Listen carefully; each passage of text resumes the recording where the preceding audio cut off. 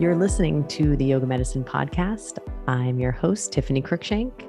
Our podcast brings you information and resources to enhance the therapeutic effects of your practice based on a deeper understanding of anatomy, physiology, and the integration of modern science and research with traditional practices and experiences. Join me and my co-hosts, Rachel Land and Katja Bartsch, as we dive into all things yoga, research, and wellness. The content of this podcast is not medical advice and is not meant to replace medical care. Please consult your healthcare provider to determine what is best for your unique healthcare needs. Welcome back. I'm very excited to have Katja here again with us so that we can really dive into the important points of research from a clinician standpoint, from a yoga teacher standpoint. How do we dig through research? What does it mean? There's so much research, especially I think in the yoga world floating around, that it can be easy to get carried away in research that doesn't really have a lot of quality to it. And so it's really important that we dig in a little bit deeper and really understand what the research means to us, and then maybe apply it in our own unique way. Potentially from there requires a little bit of creativity sometimes in how we apply it. But really, how do we look at the evidence? What is it telling us? How do we dig through it? Because I know we're all really short on time is obviously an issue for everyone. But then, what does it mean to us? And how do we find really good research and analyze it? So I'm really excited to have Katja back again to take this lens from a researcher's perspective and to lend your insights as we dig in to get ready to do some researching ourselves, not necessarily conducting research, but combing through research as it applies to yoga. So I think this will guide a lot of our discussions in the future and create a nice foundation for looking at research as well. So let's start. Katja, how about why is it important to look at research from your perspective? Like, why is it so important to look at this? Well, I do think generally it just makes or tries to make our decisions we make as yoga teachers, as human beings, as consumers of research, just safe and sound. It's one major tool we have out there to use the research that is out there for making decisions, for looking how we apply things. And I think that's just a very sound way of going about things. And when it comes to yoga, I like that idea of having that ancient tradition that we all love so much, but having that sense of evolution. So having that idea of bringing the current stuff in there and asking the questions that are relevant for our practice these days, and just let that influence by research. So I think that's a good way to start looking at research, or why we should look at research, at least from my point of view. Yeah, I think we become really powerful when we take both what we know from experience, which is undeniable. Even the things like acupuncture, we don't really always know exactly how it's working. Like, it's undeniable that it's helpful in certain circumstances. And we take that, and yoga as well, right? We've got a lot of practice of yoga and experience with that. And, those people listening have probably, I'm sure, experienced the positive effects of a yoga practice in many ways in your own body. But when we can start to blend that together with current science and research, I think is where we become really powerful and impactful, not only to our own bodies as students, but also if you're a teacher or a healthcare provider as well, we can really increase that impact of these tools that we're using with our students or our clients by fusing the two of them together. And I love how you said it too, this evolution, like our bodies are different now than they were, 30 years ago, 50 years ago, practicing in India, where, people often sat on the floor. It's often the comparison, like now we sit in chairs or desks all day. And, lifestyle in India 50 or so years ago or 100 years ago was very different than it is now. And I think it's really important that we evolve with it. And I really believe a lot of these traditional teachers, Krishnamacharya and, Iyengar and Desikachar, would also be evolving their teachings with that as well. I know my understanding of Krishnamacharya was he was very much about applying the techniques to the individual and being able to evolve that information application over time. And I really think that if he were alive today, he would be digging in the research as well, but who knows? But there are Who limitations. knows? We hope so. There's limitations to research. And I think research was really cool because it informs, but right. And from your aspect, what are some of the big limitations of research that you see? Well, one thing is that it's never like an end state. So all knowledge is in flux, I would say. It's always moving. So it doesn't make a lot of sense to pull out one piece of research, one study, and then go around the world and tell everyone that this is what we know and this is exactly how we need to apply it to yoga or other disciplines. But we always need to be aware that it's a process, and the principle in science is that it evolves, like we just said. And I think that's something that we need to keep in mind. And of course, there's other challenges related to methodology and how studies are set up, and we're going to talk about these today. But I think the most basic one, or the most general one, that is sometimes hard because it's harder that way if life is not a given state, but something that is always moving. That's something that we need to accept and to work with, and to regard when we talk about research and when we try to apply it to our discipline. Yeah, I think it's really important to remember, because we can also lean that other way and really think like everything, it's all about research. But the reality is, research is always a work in progress. And it only tells us usually one or two things about a very specific demographic in a specific context, in a specific point in time. And then as clinicians or yoga teachers as well, it's up to us to kind of extract meaning from that as it relates to our patients or students. So, I think there's still a lot of gray area. We might see this research study that says, and we'll talk about this later on, but that indicates certain things. But the reality is, there's still a lot of gray area, and to have a really good understanding of a subject, it's not just one study. And I feel this a lot in trainings or courses or online things, that people are always asking me the research link for that. And it feels funny. Like, I know on Yoga Medicine Online, we post research links. And even then it feels kind of funny, because it's not just one, it's not the study. If there's only one study for something, like, it's still in its very early stages. There's still a lot to be learned. So, and that's why it's nice to have someone like you who spends a lot of time digging through the research. I feel like this is my role with Yoga Medicine too, is like trying my hardest to stay up to date with some of the research. I mean, there's so much in any one field. Exactly. And you cannot really, you cannot grasp it all. I mean, all of us who are active in research and also who are consuming research, you can only get a glimpse of that whole field. And I like that comparison. I mean, I'm from Germany, and Goethe is very big here. And you probably know Faust. I think that's also how it's pronounced in English, right? Like one of the major works from Goethe. And back then, like in the 1800s, there were still people who had all the knowledge in the world, and they were in German called Allgelehrte, so they knew everything that was to know. But that's just not possible anymore these days.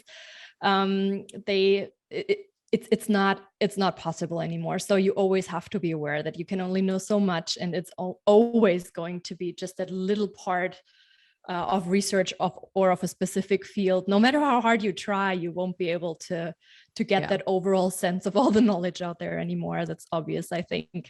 I love that we're starting with this, because as you start to dig into research, it's easy, I know myself included, to feel overwhelmed because there is so much information. So we're hoping to give you some of those highlights of ways to get in there quick. And remember that, I mean, this is kind of the role of our healthcare providers too, like the cardiologist, just for the cardiologist to stay up to date on just that information in regards to their specialty is a lot of work, and very challenging. That's the same for any specialty. Fascia, right? If you're if someone interested in the fascia, just staying up to date on fascia research can be overwhelming. So it's important, I think, that we collect information, but also keep experimenting. For those of you who are teachers or clinicians or healthcare providers, a lot of our work is going and safely experimenting and doing our own research to some extent, which is why we do, case studies in our trainings and whatnot, and kind of learning from that. But then I really believe, for me, I always block out a couple of hours ideally in my week to just comb through research. I get emails, which is nice too, of updates of things that I follow. So,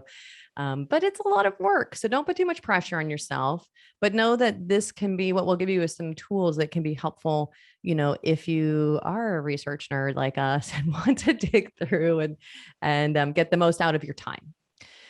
So, what about, let's start with where to look. And some of this might be really obvious to some people, but I think it is helpful just to start with like, what are some of your favorite places? So when I would start to look at research, I would use a scientific search engine. So it's basically for instance, Google for research. And there's actually Google Scholar, which is Google for I love research. Google Scholar. Yeah, it's a really nice way to get started, because you might be familiar, or it's kind of likely that you have seen the interface of Google before, and it looks kind of similar, and it's freely accessible for everyone. Yeah. You don't have to have like an institution. A lot of the others, you have to be affiliated with a university or research. Yeah, exactly. So for Google Scholar, you could put in your search request and you will easily get into that. There's other ones that are a bit more specific, and you may have to do a tutorial or so to get into the interface of the search engine itself. And one of the most popular in the health world or medical world is PubMed. And typically you will find a summary of research articles in there from thousands of different scientific journals, and you will find that summary there. And in some cases, you will also be able to look at the whole study, but not for all of them. That's important to know too. So for many studies, or for some studies, you will only be able to get like a summary of the research. And otherwise you would need, as you say, an affiliation with a university. And some of those search engines that are out there also only work with a login from an academic institution. Yeah, that's the hard part. Unfortunately, nowadays, a lot of the research you do have to pay for. If you're at a university, you have a login for university or some sort of research institute that you work with. I know ResearchGate is a great one. But the great thing about PubMed and is that what I love about PubMed is that you can search by randomized controlled trials. We're going to talk about these different types of research. You can search by meta-analysis or systematic reviews. And I find that handy sometimes when I'm looking for, as we'll talk about a little bit, higher quality research tends to be in those groups. That's when I go to PubMed. But again, you don't have to pay for PubMed. It's a little harder to navigate for those new to researching. But once you get familiar with it, it's pretty straightforward. But again, you're still going to find that a lot of them, you're just getting the abstract, which, as you'll see through this episode, is only giving you a little tiny peek, but it's nice. It's still nice. And fortunately, there's also the trend that we have a little more open access papers. So papers where you can find the whole text online. So over the last couple of years, those openly accessible whole articles have been increasing in number. So hopefully that trend will go on in the future too. I know. And it's such a tough one because obviously everyone needs to keep going and be sustainable, but it's tough to keep that information guarded, I'm sure. Yeah. So what else? What are some important things to think of when they're starting to research here? I think one major thing that is a little bit different from maybe other sources of information is the principle of so-called peer-reviewed studies. Just the term I want to throw out there. So say you have written a book. You typically have been in touch with your editor, and your editor has been going through that and given you feedback. And then at some point you can throw it out on the market and then people read it. That's not exactly how it works in science. So in science, you typically not only have an editor who gives the author feedback, but also other researchers who are familiar with the topic will look at your article. So I, as a researcher, send in my research article to a journal that I feel is appropriate for my piece of research. And then I get an editor, and this editor will forward my article to those experts, and they will then send me back a lot, or hopefully little feedback, how much I should revise. So that's a little bit different from a typical publishing process, because other researchers who are really familiar with the topic, look at the quality of the study, look if the topic is appropriate for the journal you picked, and give you sometimes quite detailed feedback that you may need to work on before the article is published. And that's just like a quality gate you have to go through, so you can be sure if you have a peer-reviewed study that there has been some sort of quality control before it's published. I think that's important to know. So how do people know if it's been peer reviewed? Well, typically, if you look at a research article, it will give you the information which journal that is published in. And if you just Google that journal, it will give you that information. So that's quite easy to achieve, to find that whether it's peer reviewed or not. So it's really more about the journal and the specific publication outlet.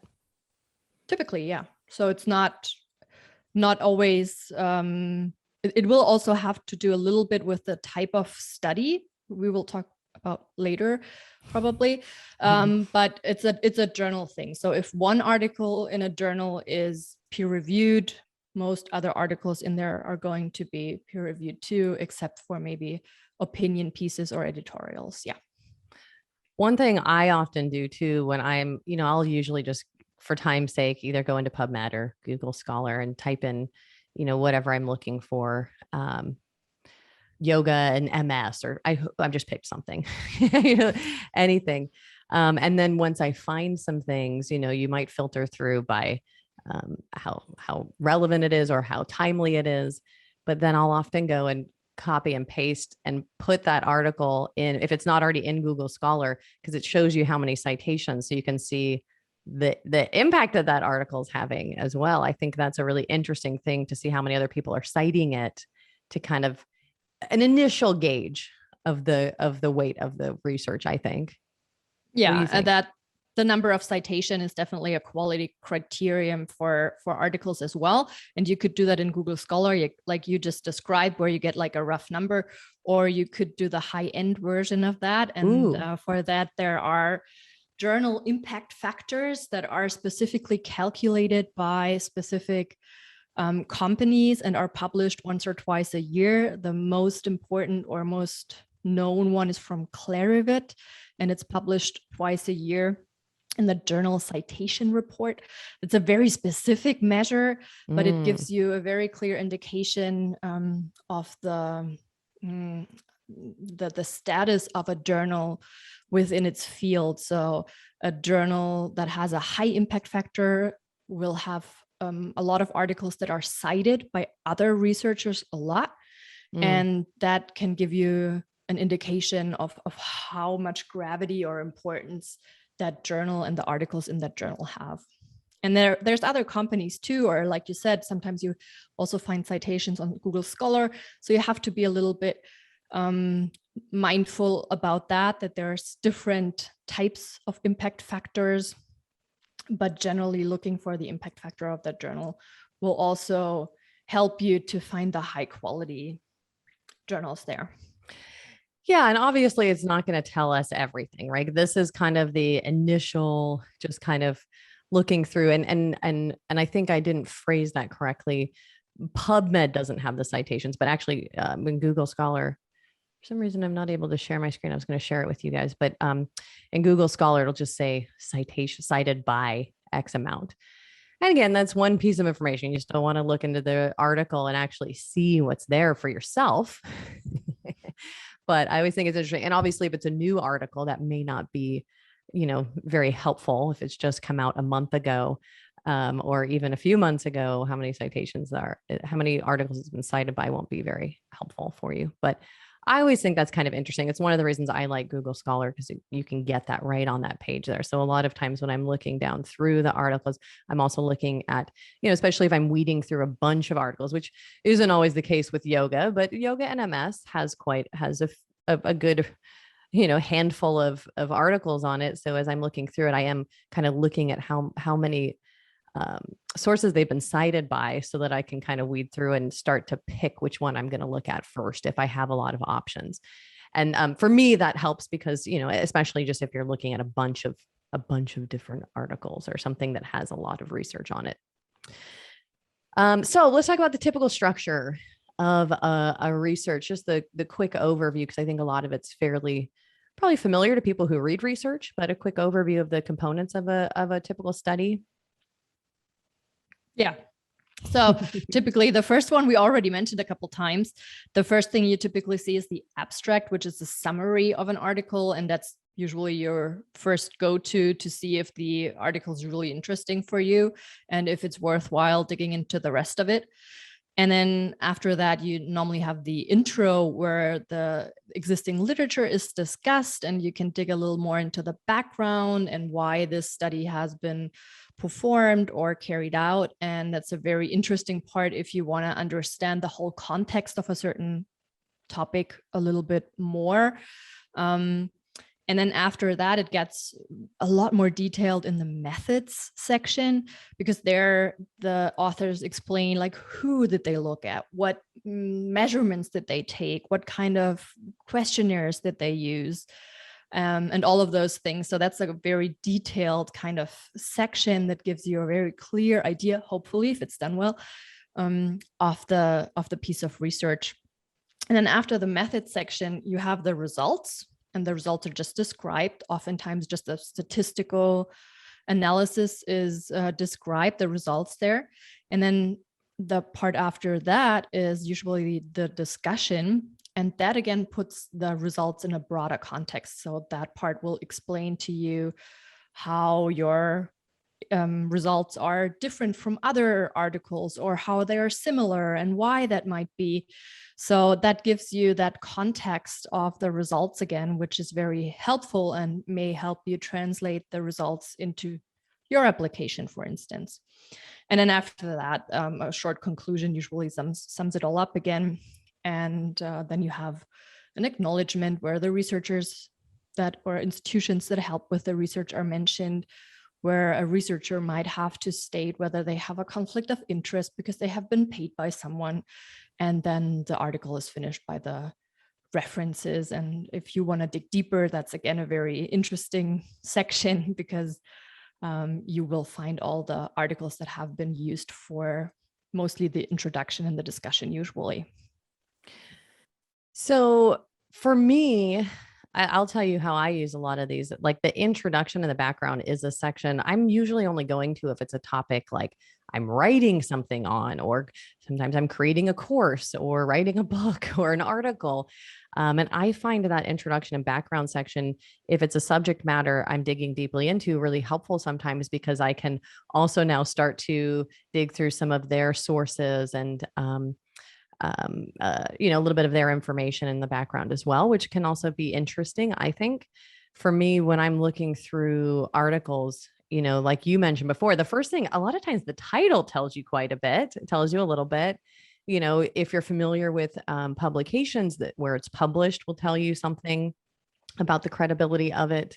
The abstract, and I think this is sometimes a problem, I think, in the yoga world and beyond, is that we tend to just kind of dig into that abstract part of it, just because that's what's free. But really, it gets us into trouble a lot, because the abstract doesn't really tell us a lot of the details that are important. So for me, I'm starting with the abstract. And if it seems interesting to me, then I'm usually skipping forward to, I'm kind of going from the back forward. I'm going down to the conclusion, which is usually a quick summary of like, oh, how did it go? And then I'm going to the discussion to dig in deeper to learn more about that. And then if I'm really interested in it, something applicable to me and my clients or my patients, then I'm going into the methods. I'm looking at, and then I'm also looking at like how many participants were there? Was there a control group? Do they actually tell what they did? This is like the most frustrating part, I think, of yoga research, is like, it's pretty common to look at these yoga research and then they're like really vague about what they did. So there's no way to replicate it or apply it. It's really not that helpful to us, but it's starting to suggest that yoga is helpful. I mean, like, what are you gonna do with that? So I guess that's kind of the order that I'm looking at things. The results is pretty detailed. It's kind of like you really have to know the nitty gritty of the analytics and statistics and analysis there, which is a little bit beyond my scope usually, but sometimes it's interesting. Yeah. So are there any points that I missed that you think are important there too, or to add No, to that? I think it's really important how you do that. I go about it pretty much the same way. So you start at the top and then you kind of go backwards, or from the back forwards, actually. And if you really want to understand an article, you will have to dig into the methods, but it's not the first thing that I start with either. And I think what's really important too, like what you mentioned quickly at the beginning, that intro section, if you want to curate content for yourself or really dig deeper into a topic, that's just a very valuable part as well, if you're new to a topic as well. Yeah, so I do it pretty much the same way as you do. So the other part of this, there's so many different components of looking at research to see, one, not only is it credible and good quality research, but also like what is the information I can take away from this that's helpful to me.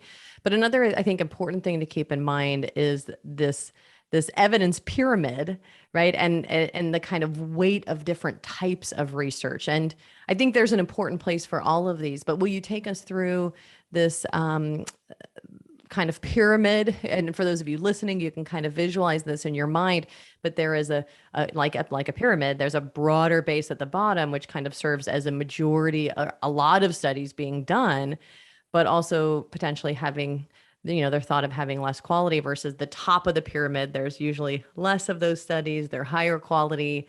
At least maybe you can add more detail to that, but that's my takeaway from this evidence pyramid. But that gives you the visual for those of you listening. Yeah. So it basically, or that pyramid is based on the idea that not all evidence is the same, but there are stronger study types and weaker study designs. And as you mentioned, the weaker study designs are typically at the bottom. And I would say, let's just start from there. So there's different models of that pyramid, but most of them in the bottom, they have stuff like editorials or opinion pieces, or sometimes even textbook chapters are counted into that. And that most bottom layer of the pyramid is not really scientific evidence per se, because it's not really backed by studies necessarily. So it can be the opinion of one researcher or sometimes even a clinician that just writes about a topic. And so that part of the pyramid is the lowest one. Is still valuable and still holds insight into topics, but the real scientific evidence, if I can say it like that, starts one level further or further up in the pyramid. And that second level is typically described as case studies or case reports and case series. So in a case study, maybe you have seen one of them, they typically look at one person or one family or one unit of people, and they look at quantitative data, but also at qualitative data, and describe that case quite in a detailed manner.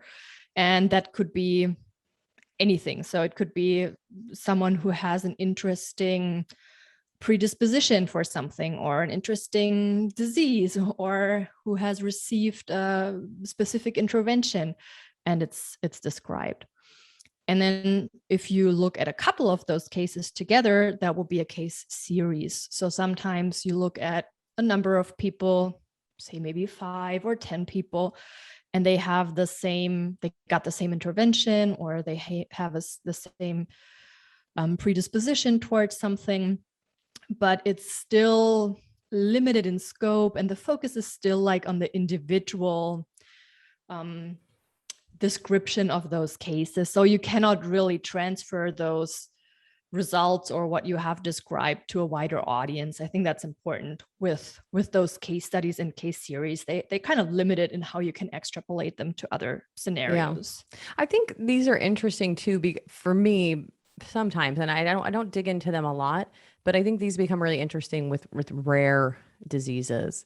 and clinically, just to be able to look at what someone else is doing. Sometimes when you're working with a patient with a really rare disease, it can be interesting to see what someone is doing.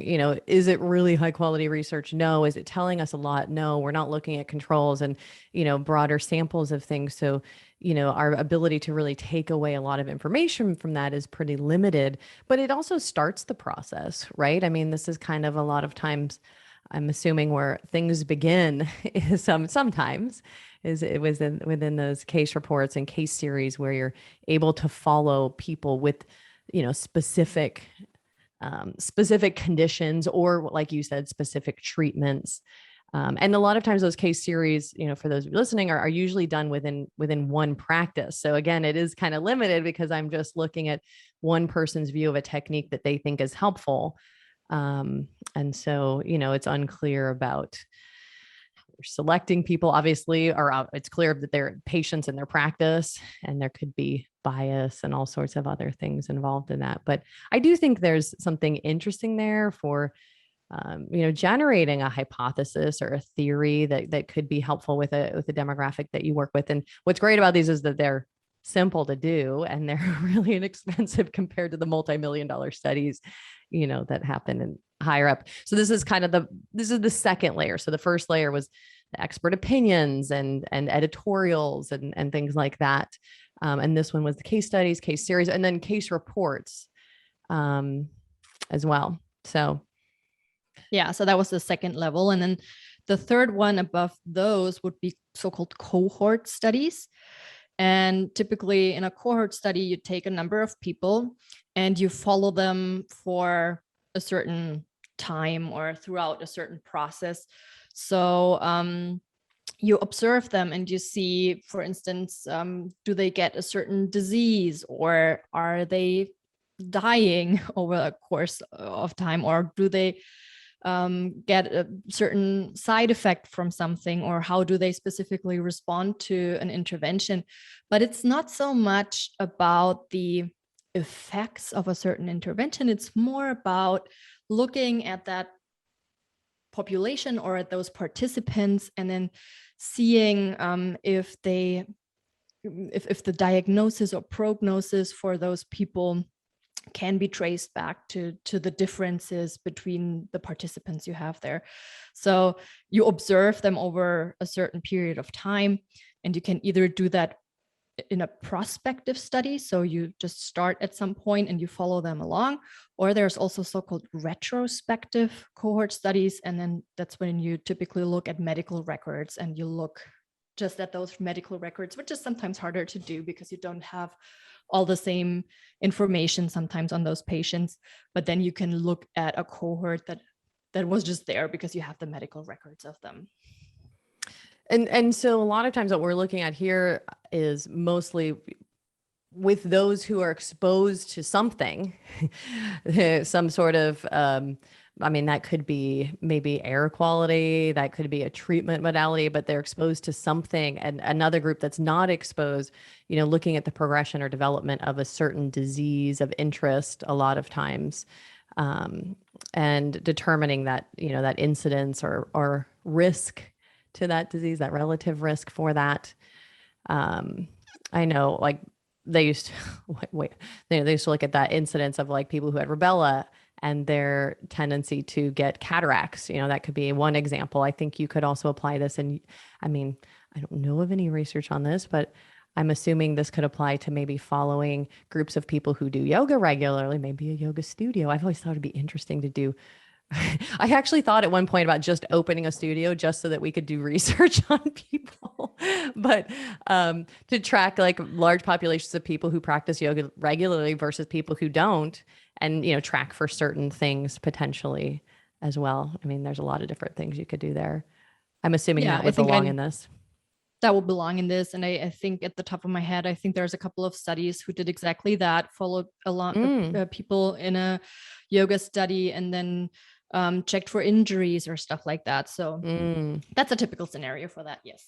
Which is interesting, but it doesn't give us, again, it's that third layer because it doesn't tell us a lot about the context. Unless you dig in, maybe there are some where they're digging into specifics, more moving parts around that, but it only gives us certain pieces of information. Yeah, and because it's not, as the study protocol cannot be as comparable as in the next layer that we're going to talk about, the randomized controlled trials. Because if you observe a number of people over a certain course of time, there's many factors that can be relevant, and so you cannot say so much about the specific effects of a certain precondition or something. And some you capture and some you don't. And another difference here, I'm assuming too, is that with the randomized control trials, which we're looking at next, we're giving them a specific therapeutic thing. And this one, they're getting yoga. And so there's a lot of generalities here. Are they being specific to the type of yoga or what they're getting? Like they're not giving them a specific protocol. They're just following people. And in this example, they would be following people who had done yoga. So I'm assuming there's a lot more gray area in that as well from your perspective. From my perspective, definitely. So if you really want to make sure that people get the same kind of treatment, the same kind of intervention that is comparable from one person to the next, you would really have to do a randomized control trial, which is the next level of the pyramid. And then you can kind of control the setting that this is provided. So you would have like the people in the same yoga room, and they would get exactly the same series of asanas in the same duration or length with the same kind of instruction. So if you wanted to make sure that you can really compare one group to another, or one person to another, or people in different groups to another, you would have to have that kind of controlled setting, and that you would only get in a randomized control trial. Well, and let's just say too, I think one thing that's important, cohort studies are really helpful. They're a lot cheaper because it's easier. I'm not giving people protocols, right? I'm just analyzing data, collecting and analyzing data for the most part here. And correct me if I'm wrong, because you're the expert here, but the cohort studies are a lot less expensive. I can look at things and they're not telling me a lot, but at least it gives me understanding. So again, potentially driving some information that could create an a randomized control trial later on. And so I think it still has a really valuable place. And it's nice. I think what's cool about the cohort studies is a lot of times you can see a much larger group of people. And that's a generality, right? There can be small cohorts and large RCTs. But you can get to see a bigger picture. But again, anytime you zoom out, you lose that fine-tuned detail. So pros and cons. Let's talk about RCTs. Like that's the next one. And then now we're second from the top. So we're up. This is the fourth layer of what we looked at. We have one more after this. So we're at some of the most valuable research, and really in many ways, the gold standard of research. It's what's talked about, as this kind of really valuable category. What are some of the important things, aspects of RCTs from your perspective? So a randomized controlled trial, or RCT, that's like your classical experiment that you might think of. So you have people that are being randomized into 2 or more groups. So people are either in one group or in the other, and then at least one group gets some sort of intervention, a treatment, a specific yoga program, for example, or a new medication or something.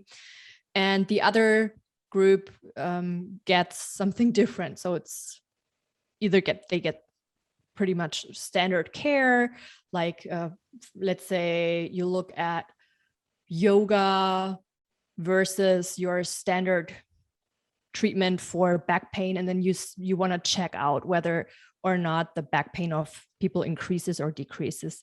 So one group would get a yoga program that will be the so-called intervention or treatment or experimental group. And the other group gets what is usually been done for people that have back pain.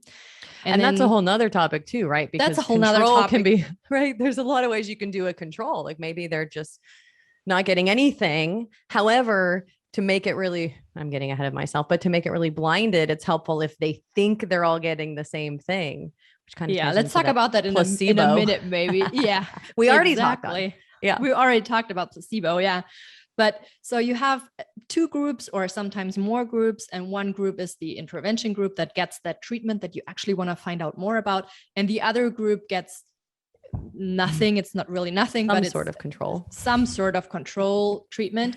And then afterwards you look at the effects. So for instance, the back pain decrease, that get better. And then you can compare the two groups to each other.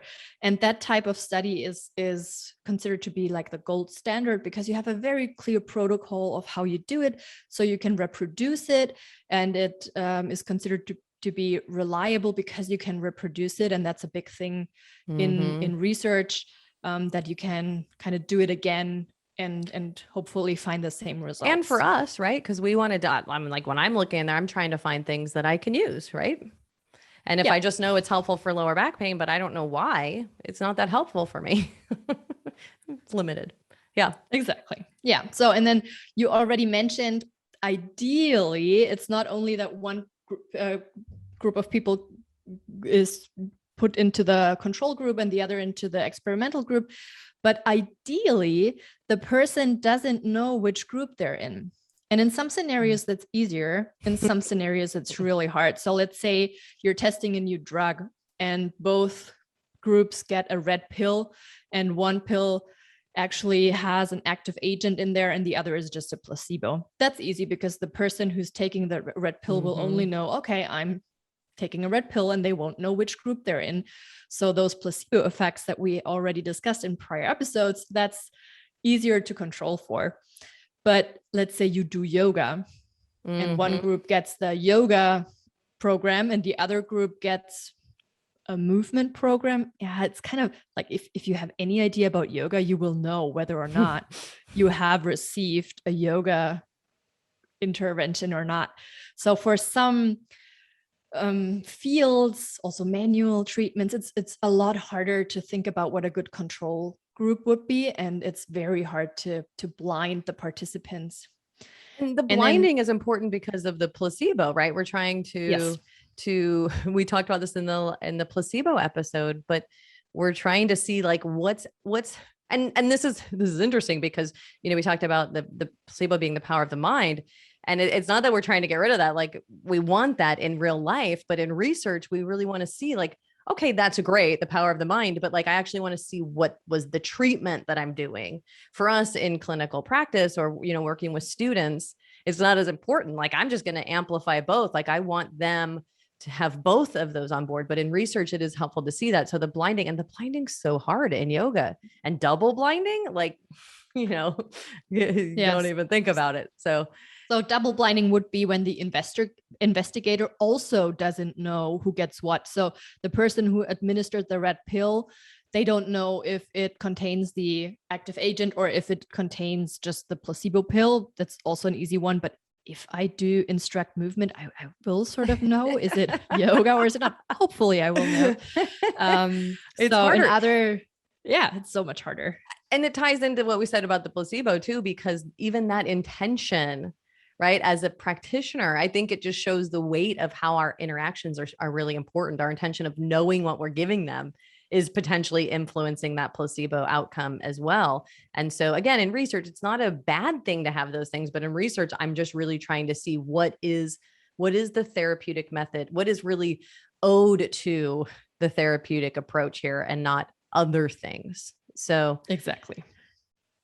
Yes, I love it. It's lots of things to consider. And so the randomized control trials, the other big issue is that they are really expensive, notoriously. I mean, obviously there's a range for everything, and sometimes there's ways to make these less expensive. But they also take time because we're not looking retrospectively. We're actually having to give the treatment and watch how things happen and then analyze the data. So, you know, you're talking, I don't know, you tell me, a year at the minimum would be the minimum for, I'm assuming, most trials. Obviously there's a range, but sometimes many years. Yeah. And then also another thing is you want to have people in the group that are somewhat comparable, or you want to match people in the two groups or more groups that are somewhat comparable. So it sometimes also just takes time to get the people in the study that are somewhat comparable, because it doesn't make sense if I have like a group of college students as controls and then a whole bunch of 80-year-olds in the yoga intervention group. So you have to make sure that you get people into those groups that are somewhat matched, and that alone sometimes, and randomized, and that alone sometimes just takes time to make sure that you have those people in there. So a lot of things to consider. And if you have a strict study protocol like that, it's just going to take time and a lot of considerations and sometimes also a lot of money. Yeah. But what we get is really, hopefully, and there is a variety of quality on even on a randomized control trial, but hopefully what we get is good data and information. Like we were talking about before, especially I think like I've mentioned earlier, like one of the things that's often missing in yoga research is the details on methods. And so, ideally we take the time to create a really robust RCT so that we have information we can apply or information to keep doing further research to go down. Obviously this one, the drawback to this one, time and money, also harder for rare diseases again. So, we talked about how that can be easier in some of the other types of trials, but in general, usually really valuable piece of information.